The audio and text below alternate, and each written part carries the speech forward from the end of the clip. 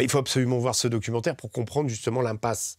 C'est-à-dire qu'on crée des centres pour essayer de traiter le problème, pour essayer justement de le solutionner, de le rendre plus fluide.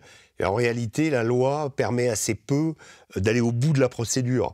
Il faut savoir que les retenus ont un certain nombre de procédures d'appel, sont soutenues par des avocats, parfois par des associations, qui font tout pour les garder chez nous.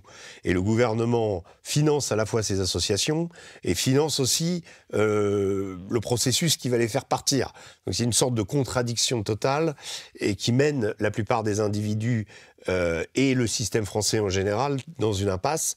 C'est-à-dire que les gens, comme je l'ai expliqué, pensent que la France est toujours attractive, veulent y rester. Ça, c'est une chose qu'il faut commencer à penser, à régler, à dire il n'y a pas d'espoir en restant chez nous, sinon ils vont continuer à venir. Et sinon, il y en aura de plus en plus dans ces cas. Et ces structures qui sont aussi payées par nos impôts, hein, les centres de rétention administrative, perdurent ou vont continuer à s'ouvrir pour résoudre le problème, enfin pas résoudre le problème, pour le porter un certain temps, jusqu'à ce que, en gros, au bout de 3 mois, puisque c'est le terme de la loi, on les remette dans la nature ou on les expulse. Mais je vous dis, un très petit nombre sont effectivement expulsés. Et c'est bien de se rendre compte, à la fois en discutant avec les surveillants, avec la direction de ces centres, et aussi avec les détenus, qu'est-ce qui se passe réellement.